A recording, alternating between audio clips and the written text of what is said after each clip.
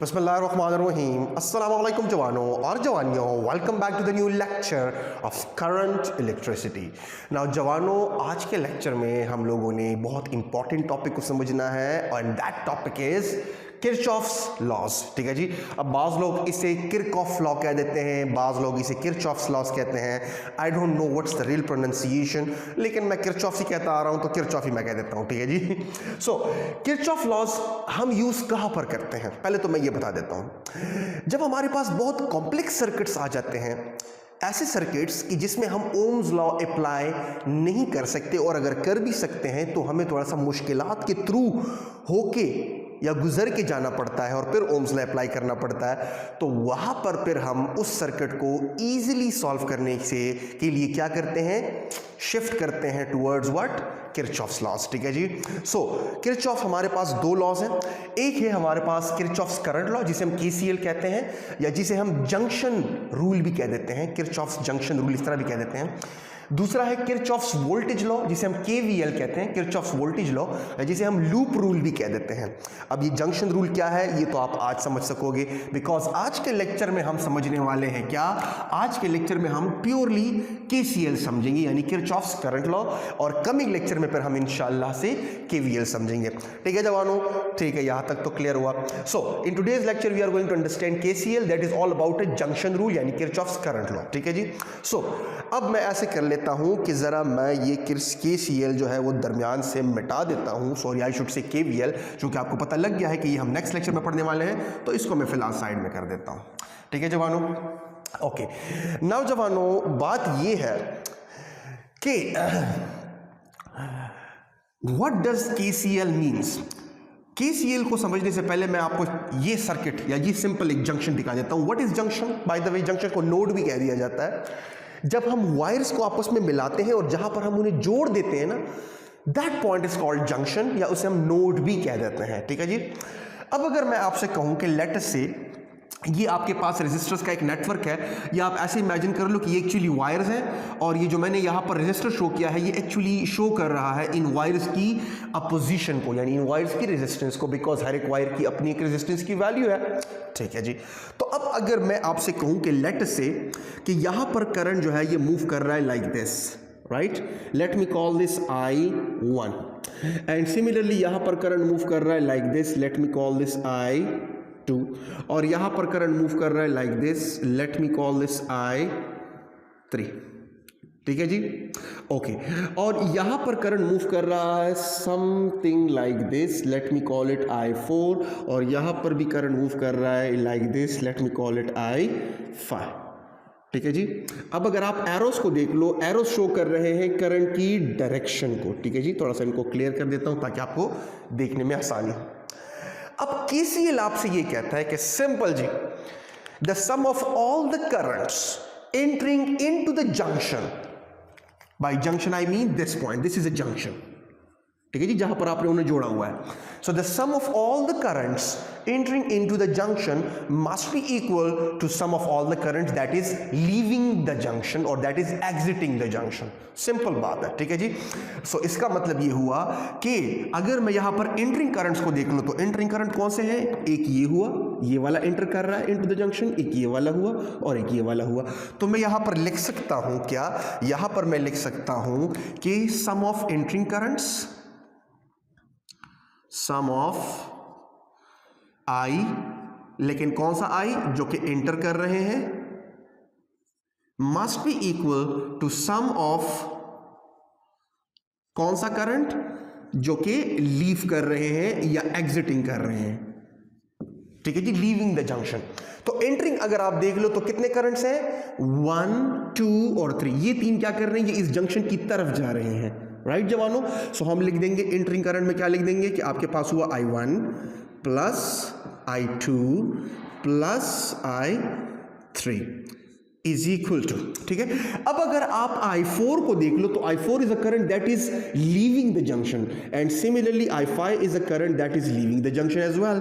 सो leaving currents में आपके पास दो है, और वो कितने हैं, एक है I4 प्लस I5, राइट। इसका मतलब ये है कि जितना करंट जंक्शन की तरफ जाएगा उतना ही करंट एग्जैक्टली निकलना भी चाहिए। अच्छा जी, क्या मतलब हुआ जी इसका, अब इसको समझते हैं। लेकिन अब इसी KCL को एक और तरह से भी हम डिफाइन कर सकते हैं, जिस तरह से एक मरतबा हमने कहा, जो कि आपको नजर आ रहा है स्क्रीन के ऊपर, कि the sum of all the currents that is entering the junction must be equal to sum of all the currents that is leaving the junction। एक तो ये बात हुई। लेकिन अगर मैं इन दोनों जंक्शंस, इन दोनों करंट्स को इस तरफ ले आऊं तो क्या हो जाएगा कि it will be I1 plus I2 plus I3, और ये जब इधर आएंगे तो क्या हो जाएंगे -I4 minus I5 is equal to 0।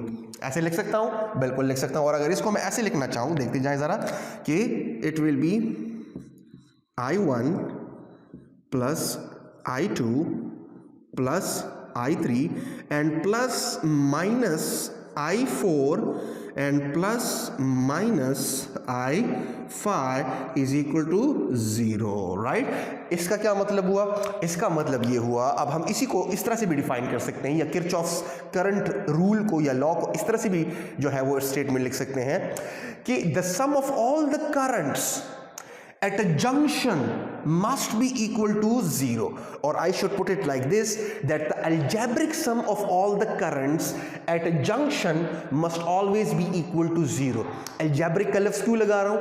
algebraic का लफ्ज़ इसलिए लगा रहा हूँ because current is purely a scalar quantity, ठीक है जी। although इसकी डायरेक्शन है but it cannot be added using head to tail rule, ठीक है जी। वेक्टर लॉ ऑफ एडिशन ये नहीं मांगता, so it's not a vector, ठीक है जी।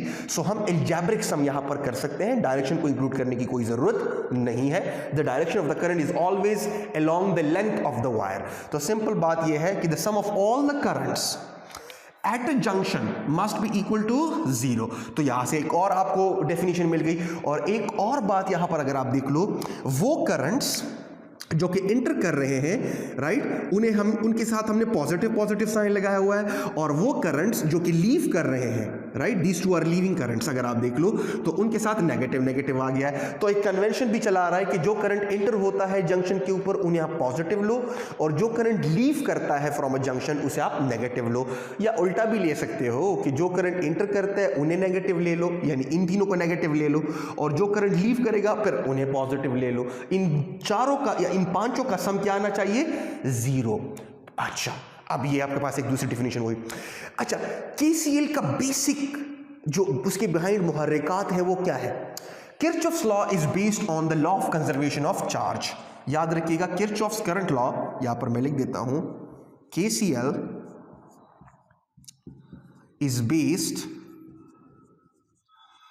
On conservation of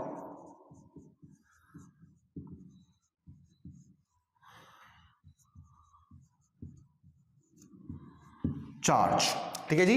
conservation means कि चार्ज को आप क्रिएट भी नहीं कर सकते और खत्म भी नहीं कर सकते। For example, let me explain this thing, right. For example, मैं आपसे कह देता हूं कि यार ऐसा है कि जो करंट इंटर कर रहा है वो ज्यादा है और जो लीव कर रहा है वो कम है, ऐसे कह देते हैं। For example, for instance, imagine करें कि KCL गलत है। जितना करंट एंटर होता है वो एग्जैक्टली बराबर नहीं होता जितना करंट लीव कर रहा है। तो फिर हमारे पास ये सिचुएशन बन जाती है कि या तो करंट ज्यादा एंटर कर रहा है और कम लीव कर रहा है, और या तो करंट कम एंटर कर रहा है और ज्यादा लीव कर रहा है। दोनों ही सिचुएशंस को डिस्कस कर लेते हैं। सो हमारे पास क्या होगा कि लेट अस से कि मैं कह देता हूं फर्स्ट सिचुएशन जो मेरे पास बनती है कि the current that is entering is greater than the current that is leaving। Imagine कर लें कि ये सिचुएशन है। सो देखते हैं क्या होता है। अगर मैं कहूं कि जी इन तीनों का सम ज्यादा है और इन दोनों का सम कम है, इसका मतलब ये है कि ज्यादा करंट एंटर हो रहा है और कम करंट निकल रहा है। तो जब कम करंट निकल रहा है, इसका मतलब ये हुआ कि इस जंक्शन के ऊपर कुछ ना कुछ चार्ज क्या हो रहा है, कुछ ना कुछ चार्ज स्टोर हो रहा है। क्यों?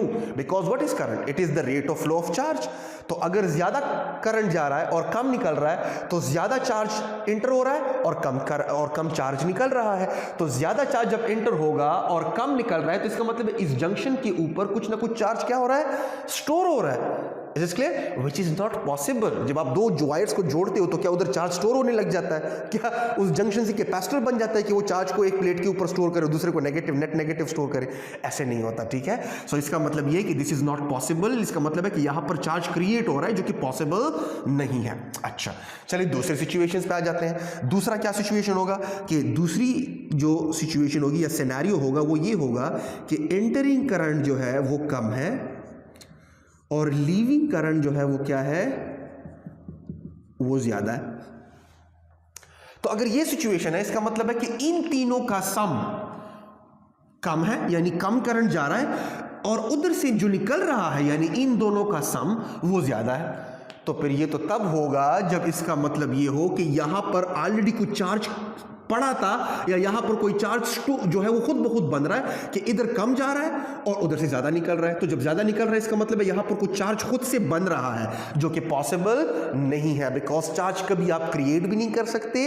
किसी बॉडी के ऊपर चार्ज की प्रॉपर्टी आप या सिंपल पार्टिकल पे चार्ज की प्रॉपर्टी ना आप क्रिएट कर सकते हो ना खत्म कर सकते हो। अब इसका हरगिज ये मतलब नहीं होता कि किसी बॉडी को आप चार्ज नहीं कर सकते। ऑब्वियसली उसके ऊपर एक्स्ट्रा इलेक्ट्रॉन्स ले आओ तो नेगेटिव चार्ज हो जाएगा, उससे कुछ इलेक्ट्रॉन्स निकाल दो तो नेट पॉजिटिव हो जाएगा। मैं उसकी बात नहीं कर रहा, मैं सिर्फ इसकी बात कर रहा हूं कि जो चार्जेस फ्लो करते हैं राइट, वो हमेशा बराबर होंगे जितने लीव करेंगे। बिकॉज अगर यहां पर ज्यादा फ्लो कर रहे हैं और कम लीव कर रहे हैं तो इसका मतलब ये हुआ कि यहां पर जो है कुछ चार्ज स्टोर हो रहा है जो कि पॉसिबल नहीं है। और अगर कम चार्जेस इंटर कर रहे हैं और ज्यादा लीव कर रहे हैं तो इसका मतलब है कि यहां पर चार्ज खुद से क्रिएट हो रहा है, वो भी पॉसिबल नहीं है। सो ये दोनों सिनेरियोस पॉसिबल नहीं है। So that is based on the law of conservation of what? Law of conservation of charge, ठीक है जी। So this was all about the KCL, Kirchhoff's current law. So I believe कि आपको आज का lecture काफी हद तक समझ आ गया होगा। नेक्स्ट लेक्चर में हम केवीएल पढ़ने वाले हैं जो कि इसी का सेकंड हाफ है। मिलते हैं नेक्स्ट लेक्चर में, तब तक के लिए अल्लाह हाफिज।